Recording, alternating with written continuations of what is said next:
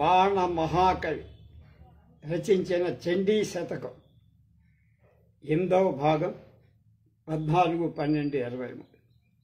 వజ్రం మజ్నో మరుత్వాన్ నరహరి రురసూల మీశశిరస్తౌ దండం తుండాత్ కృతాంత త్వరితగతి గదామస్థితోర్ధాధి నాథాః ప్రాపన్యత్పాదపిస్తే ద్విషిమహిషవపు శంగలగ్నాని భూయో ప్యాయూం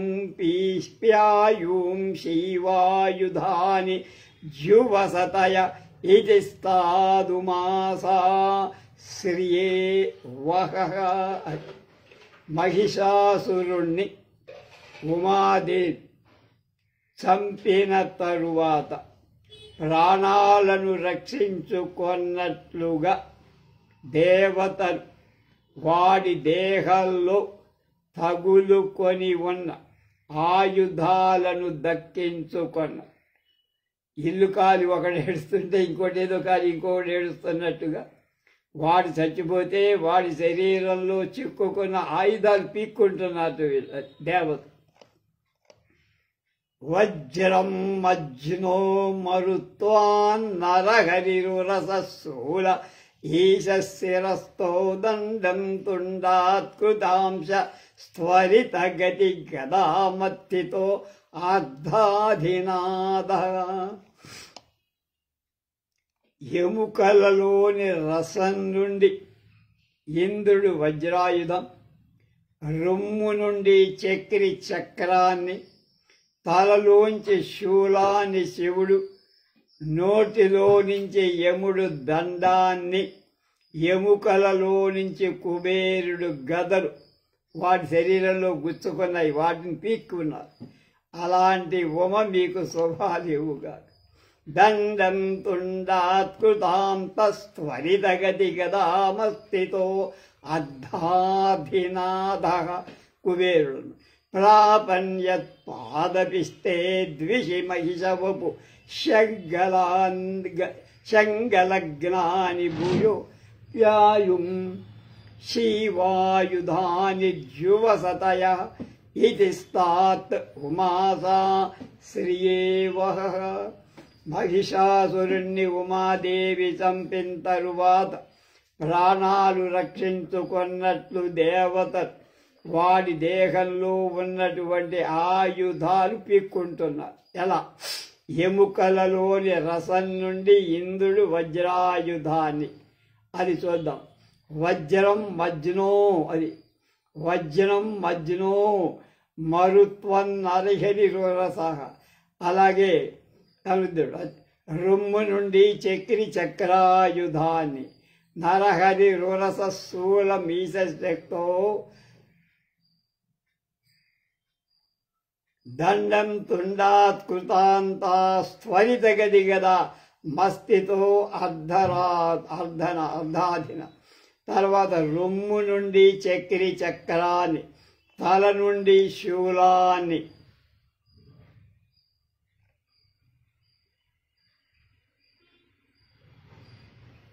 శూల ఈశ శిరస్తో దండం తుండా, దండాన్ని అంటే యముడు, నోటి శివుడు నోటి నుండి యముడు దండాన్ని, నోటిలో నుండి యముడు దండాన్ని. దండం తుండాత్ కృతాంత స్త్వరితగతి గదా మస్థితో.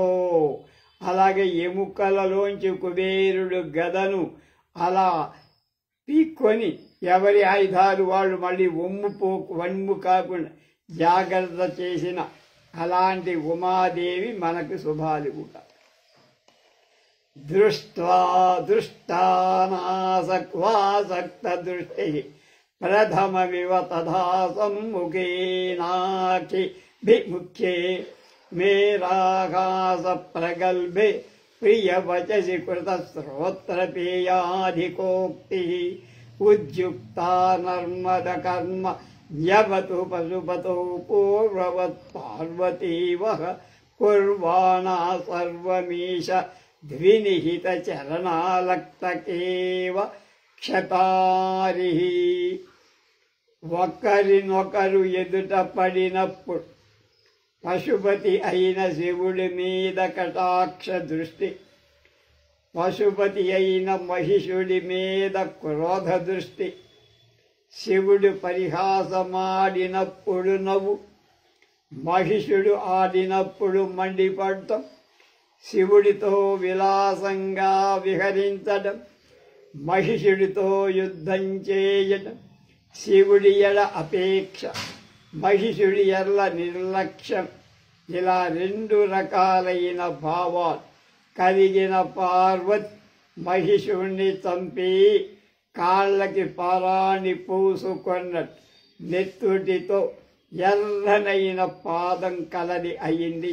అలాంటి పార్వతి మనల్ని రక్షించుగాక. అద్భుతమైన పద్యం. దృష్ట్వాన్ ఆసక్త దృష్టి, శివుడి మీద ఆసక్త ప్రథమమివ తథా సమ్ముఖీనాభిముఖ్యే, వాడి మీద వైముఖ్యం. స్మేరాహాస ప్రగల్భే, నవ్వు ముఖం ఏనది. ప్రియవచసి కృత స్తోత్ర పేయూధికోక్తి, వాడి మీద క్రోధ దృష్టి. ఉజ్జుక్త నర్మ కర్మణ్యవతు పశుపతౌ పూర్వవత్ పార్వతి, ఆయన మీద నర్మ కర్మతో విలాసవంతమైన దృష్టి, వాడి మీద యుద్ధం చేసేటువంటి కోప దృష్టి. నేరాహాస ప్రగల్భే ప్రియవచసి కృత శ్రోత్ర ప్రియోధికోక్తి. అది కనుక శివుడితో విలాసంగా విహరిస్తూ, మహిషుడితో యుద్ధం చేస్తూ, శివుడి ఎడ అపేక్ష, మహిషుడి ఎడ నిర్లక్ష్యం, ఇలాంటి చూపిస్తున్న ద్వైవిధ్యమైన లక్షణాలు చూపిస్తున్న పార్వతి మహిషుణ్ణి చంపి లత్తుక పూసి కొన్నట్లుగా నెత్తుడితో ఎర్రదైన పాదం కలది అయి. అలాంటి పార్వతి కుర్వాణా సర్వ ఈశం ద్వినిహిత చరణాలక్త కేవక్షతారి. అలాంటి పార్వతీదేవి మనని రక్ష. దైత్యోర్దోర్దర్పశాలి నహి మహిషి వపు కల్పనీయాభ్యుపాయో వాయో వారీశ విష్ణో వృషగమన వృషన్ కిం విషాదో వృధైవ బధ్నీత బ్రధ్నమిశ్రాః కవచ మచకితాశ్చిత్రభానో దహారిన్ ఏవం దేవానాం జయోక్తే జయతి హరిరిపో హే విదం హైమవత్యాః. పరాక్రమశాలి అయిన మహిషాసురుడి ఎడ సామాన్యపు ఉపాయాలు పనికిరావు. ఓ వాయువ, ఇంద్రుడ, వరుణ, విష్ణు, శివ, ఎందుకయ్యా నిరుత్సాహం పడతారు? పెరిగి పందల్లాగా ఉండక సూర్యుడితో కూడా మీరందరూ కవచాలు ధరించండి. సూర్య, నువ్వు కూడా భయపడిపోయావు కనుక నువ్వు కూడా కవచాలు అందరూ ధరించండి. అగ్ని చిత్ర విచిత్రాలైన మంటలతో శత్రువులను దహించవయ్యా. ఇలా జయ పలుకుతుండగా హైమవతి సిగ్గు చెందింది, మహిషాసురుణ్ణి చంపి. అలాంటి హైమవతి యొక్క సిగ్గుకు జయం కలుగా. దైత్యోర్దోర్దర్పశాలి నహి మహిషి వపు కల్పనీయాచ్యుపాయు వాయో వారి, వాయుడు, వారీశ, వారు అంటే నీళ్ళు, నీళ్ళకి ప్రభువు అంటే వరుడు. వారీశ విష్ణు, వృషగమన, వృషం మీద ఎక్కి తిరిగేవాడు శివుడు. వృషన్ ఇంద్రుడు. కిం విషాదో వృధైవ, ఎందుకయ్యా విచారం?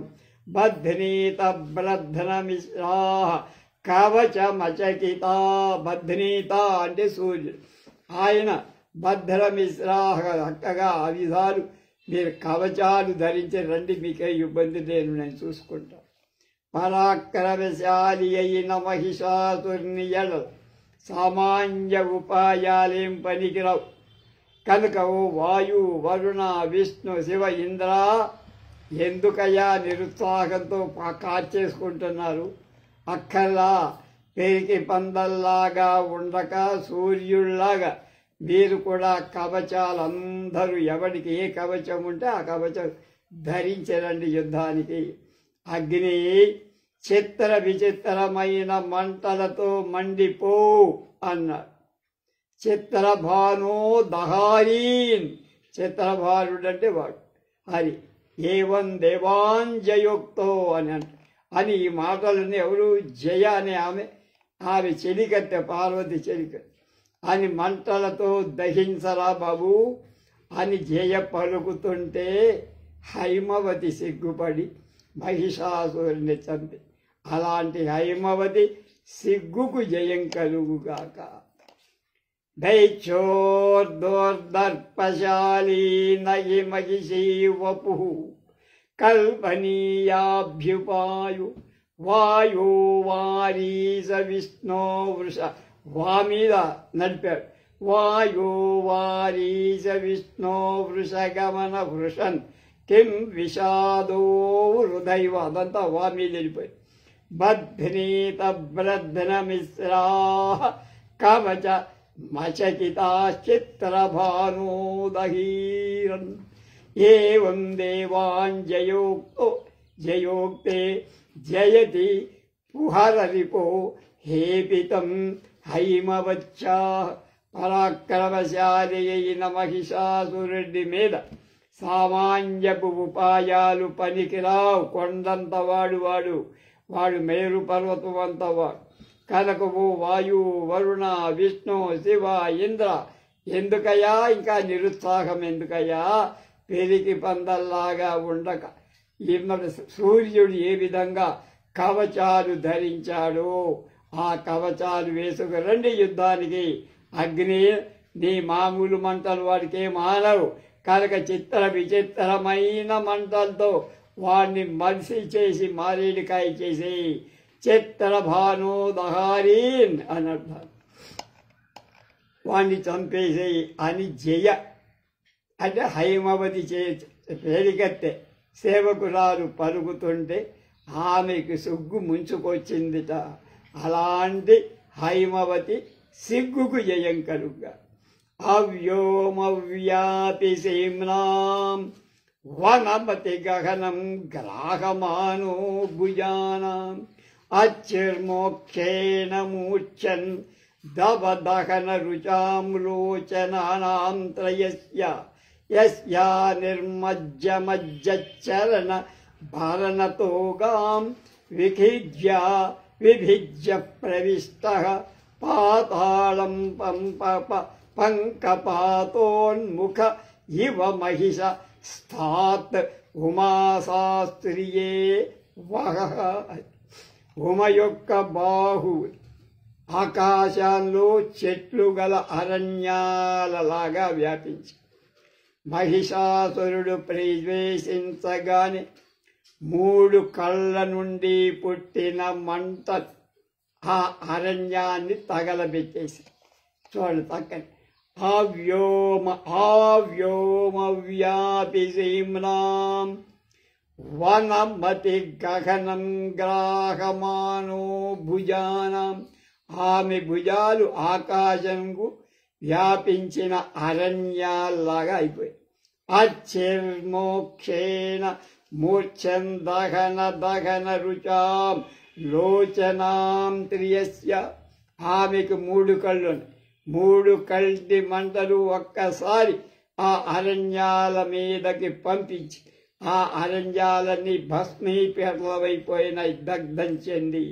యస్యా నిర్మజ్జమజ్జచ్చరణ భరణతో గాం విభిజ్య ప్రవిష్టః. ఆ అరణ్యాలు మండగానే మహిషాసురుడు మూర్ఛపోయి అప్పుడు దేవి పాదాలతో తొక్కగా ఇప్పుడు ఈ వేడి భరించలేక నేళ్లలో దూకినట్లు నేల పగుల కొట్టుకొని పాతాళపు అడుసులోకి వాడు దూరిపోయాడు. యస్యా నిర్మజ్జమజ్జ చరణ భరణతో గాం విభిజ్య ప్రవిష్ట పాతాళం పంకపాతోన్ముఖ ఇవ మహిషా స్ప్రాత్ ఉమాశాస్త్రియేవ. అలాంటి దేవి పాదాలు మనలకు సిరులను ఇవ్వుగాక. నీతే నిర్వ్యాజ దీర్ఘా అమఘవతి మఘవద్వజ్రలజ్జానిదాని నిద్రాంద్రాగేన దేవద్విషి ముషితరుష సంస్మరంత్యా స్వభావం దేవ్యా దృభ్య స్త్రీస్తృభ్య స్త్రయ ఇవ గలితారాశయో రక్తతాయా స్త్రాయంతాం వ స్త్రీషు లక్ష్యత కుహర భువో లోహితాంబ సముద్ర. దీని అర్థం చూసుకొని మనం ఇంద్రుడి వజ్రాయుధాన్ని కూడా సిగ్గుపరచిన మహిషాసురుణ్ణి దీర్ఘ నిద్రపోయేటట్లు చేసిన వెంటనే దేవికి కోపం చల్లారి ప్రసన్నమయ్యింది. అది ఆ మొదటి లైన్లో చెప్పారు. నీతే నిర్వ్యాజ దీర్ఘాం అఘవతి మఘవద్వ జలజ్జానిదాని నిద్రాం ద్రాగేన దేవద్విషి ముషితరుష సంస్మరంత్యా స్వభావం. ఆ తర్వాత ఇంద్రుడి వజ్రాయుధం కూడా సిగ్గుపరచి మహిషాసురుణ్ణి దీర్ఘ నిద్రపోయేటు. నీతే నిర్వ్యాజ దీర్ఘాం అఘవతి అంటే వాడు ఇంద్రుడు, అఘపతి వాడు పతి, మఘవద్వా వజ్ర లజ్జానిదాని దాడి చేతిలో ఉండే వజ్రాయుధం కూడా సిగ్గుపడేటట్టుగా, అంటే ఆ వజ్రాయుధం వీళ్ళేం పీకలేకపోయింది ఎవరిని, మహిషాసు. నిద్రాంధ్రాగేన దేవద్విషి ముషిత రుష సంస్మరంత్యా స్వభావం. కనుక మహిషాసురుణ్ణి దీర్ఘ నిద్రపోయినట్లు చేసింది. అమ్మవారి ఎడంకాలతో తంది. వెంటనే దేవికి కోపం చల్లారి ప్రసన్నమైందట. నిద్రాంధ్రాగేన దేవద్విషి ముషితరు సంస్మరత్యాం స్వభావం. దేవ్యా దుర్భ్యః స్త్రీస్తృభ్యః స్త్రయ ఇవ గలితారాశయో రక్తతాయా. ఆ విధంగా శూలపు పోటులు తగి మూడుగా ప్రవహిస్తున్న నెత్తుటి ఏర్లు దేవి మూడు కళ్ళ నుండి ప్రసరిస్తున్న ఎర్రటి కోపమా అన్నట్లుగా ఉంది. ఆ రక్త సముద్రం మిమ్మల్ని రక్షించుగాక. నీతే నిర్వ్యాజ దీర్ఘామఘవతి మఘవద్వ వజ్రలజ్జానిదాన్ నిద్రాంధ్రాగేవ దేవద్విషి ముషితర్ష సంస్మరత్యాం స్వభావం. ఇంద్రుడి వజ్రాయుధం ఎందుకు పనికి చాకపోతే అమ్మవారు వాడిని ఒక దెబ్బతో దీర్ఘ నిద్రలోకి పంపేసి దేవ్యాం దృభ్య స్త్రీస్తృభ్య స్త్రయ ఇవ గలితారాశయో రక్తతాయ. ఆమె మూడు కళ్ళ నుండి మూడు రకాలైగా శూలపు పోటులలోంచి రక్తం కారినట్లుగా మూడు సెలయేళ్ల రక్తం కంటిలోంచి ఆమె కోపమా అన్నట్లుగా ప్రవహించింది. ఆ రక్త సముద్రం మనల్నందరినీ రక్షించుక. కాళీ కల్పాంత కళాకులమవసకలం లోకమాలోక్య పూర్వం పశ్చాచ్చరిష్టే విషన్నే విదిత తదిత సుతా లోహితామత్సరేణ పాదోత్పిష్టే పరాసో నిపపతి మహీషే ప్రాక్స్వభావేన గౌరీ గౌరీ వహ పాతు పచ్చు ప్రతినయనమివావిష్కృత న్యోన్యరూపా. దేవి కల్పాంత సమయంలో లోకము యొక్క వ్యాకుల స్థితిని చూసి నల్లగా కాళికాదేవిగా తన పాదాలను మహిషాసురుడు కొమ్ములతో పొడవ చూసినప్పుడు కోపంతో అంటే లోహిత ఎర్రగా చచ్చిపడున్న మహిషాసురుణ్ణి చూసి పూర్వంలాగా గౌరీ తెల్లగా ఉంది. ఆమె కళ్ళు 3 రకాలైన రంగులు చూపి శివుడి నేత్రాలు దేవి యొక్క 3 రూపాలుగా మారాయా అన్నట్లుగా గౌరి కనపడుతుంది. అలాంటి గౌరి మమ్మల్ని రక్షించు. బాగుంది, చక్కని పద్యం.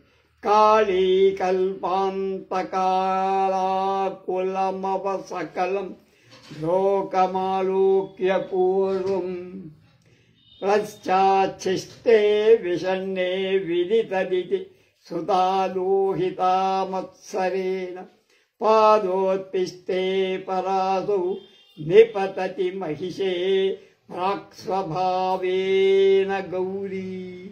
గౌరీ వః పాతు పత్యుః ప్రతినయనమివా ఆవిష్కృత అన్యోన్యరూప.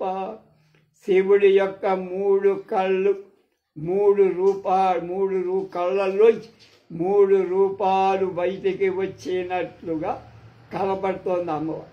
దేవి కల్పాంత సమయంలో లోకం యొక్క వ్యాకుల స్థితినిగా కనపట్టుగా నల్లగా కాళీ రూపంలో తన పాదాలను మహిషాసురుడి కొమ్ములతో పొడవ చూసినప్పుడు వాడు పొడవటానికి సిద్ధమైనప్పుడు కోపంతో ఎర్రగా చూసి చచ్చిపడి ఉన్న వాడిని పూర్వంలాగా అంటే మామూలు ఒరిజినల్ కలర్ గౌరవర్ణం తెలుపు రంగుతో చూసి ఇవన్నీ ఎలా ఉన్నాయట? శివుడి నేత్రాలు దేవి యొక్క 3 రూపాలుగా మారాయా అన్నట్లుగా గౌరీ దేవి ఉంది. అలాంటి గౌరి మనల్ని రక్షించుగాక. గమ్యం నాగ్నేర్నచేందో సపది దినకృతాం ద్వాదశానామసహ్యం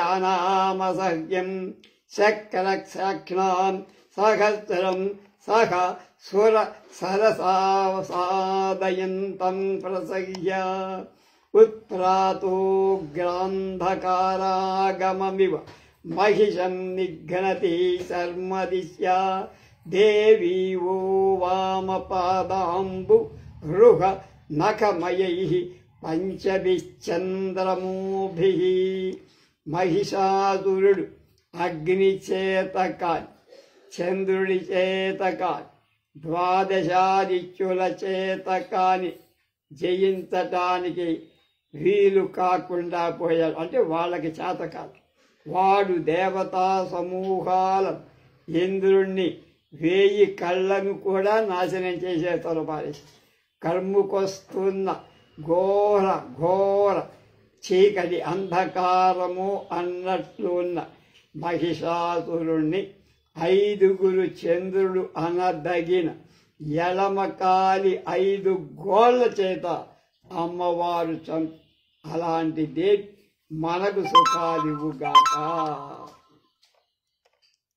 గమ్యం నాగ్నే న చేందో సపది దినకృతాం ద్వాదశానామసహ్యం.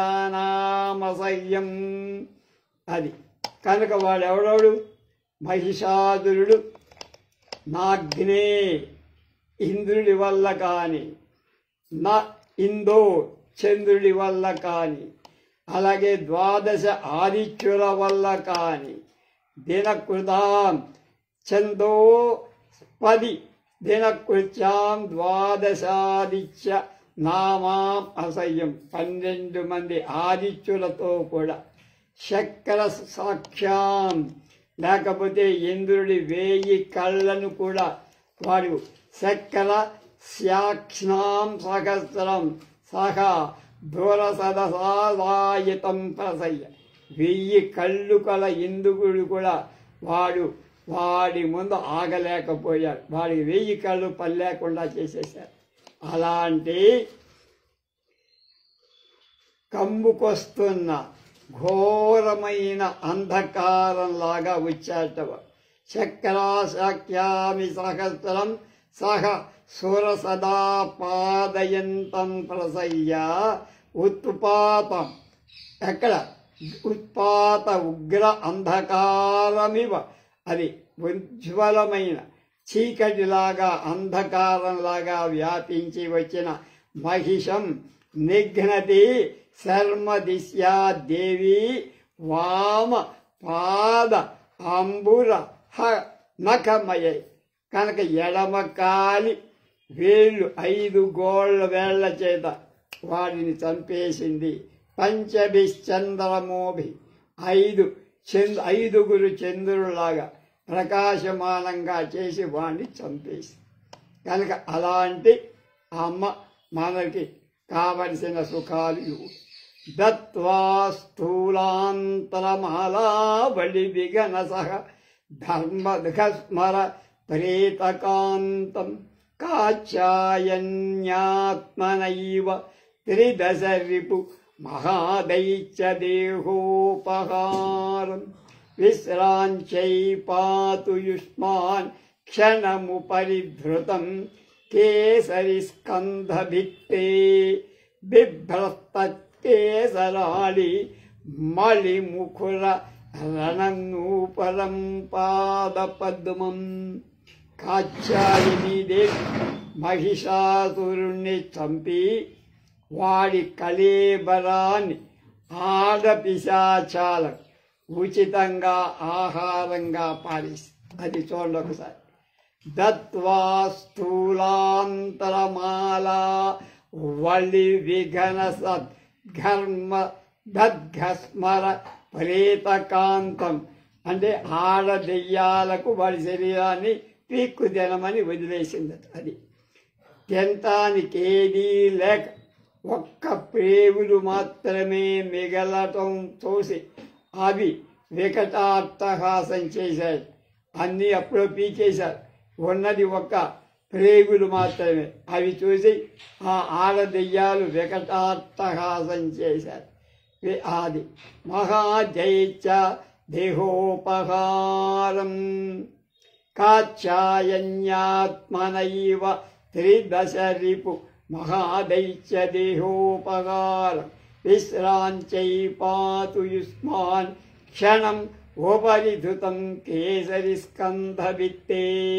అది తుమ్మెద మూత యొక్క మూత కలిగినటువంటి నూపురం కలిగిన పాదాన్ని దేవి క్షణం విశ్రాంతి కొరకు గోడలాగా ఉన్న సింహం వీపు మీద పెట్టిందట. సింహం జూలు కాలికి కుచ్చు పెట్టినట్లుగా అమరింది. అలాంటి కాత్యాయిని పాదపద్మం మనల్ని రక్షించుగాక.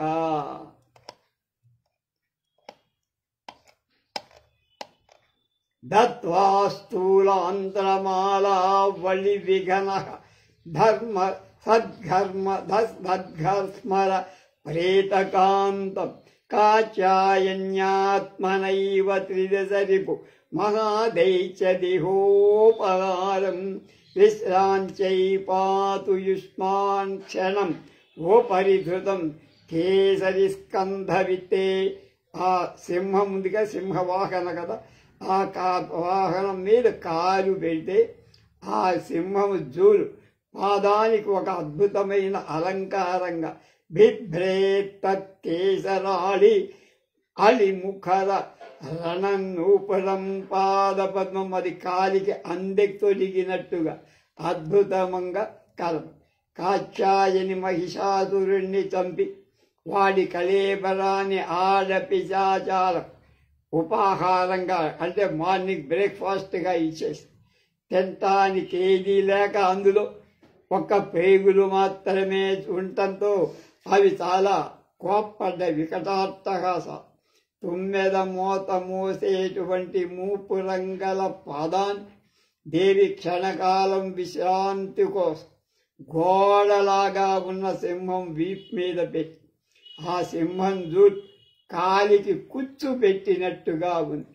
అలాంటి కాత్యాయని పాదపద్మాలు మన రక్షించుగా. కోపేనే వారుణత్వం దధిత కతరాలక్షలాక్షరసశ్రీ శ్రేష్యశృంగాగ్ర కోణక్వనిత మణితులాకోటి హుంకార గర్భ పశ్చాసన్నాత్మమృత్యు ప్రతిభయ మసురైరీక్షితోహం పరీన్వః పాదో దేవ్యాః కృతాంతో పర ఇవ మహిషస్యోపరిష్టా నివిష్టః.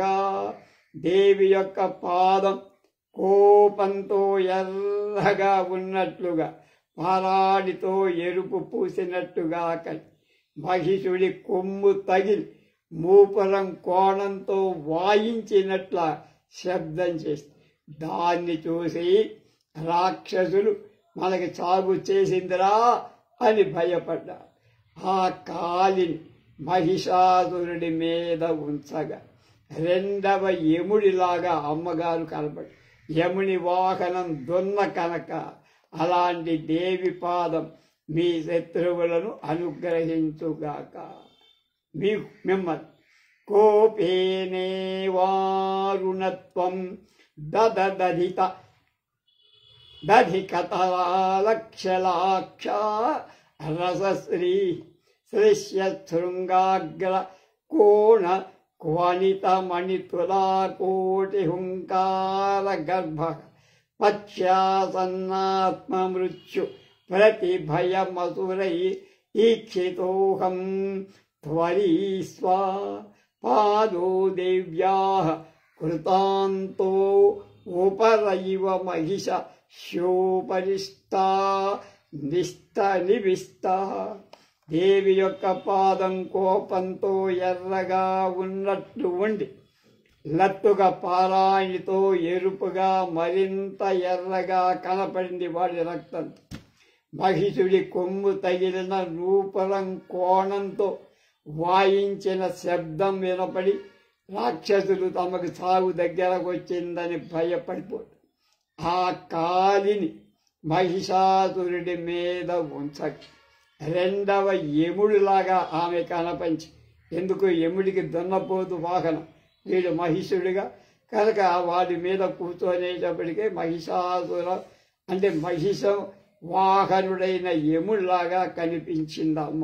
అలాంటి దేవి పాదం మీ శత్రువులను రక్షించుగాక. స్వస్తి.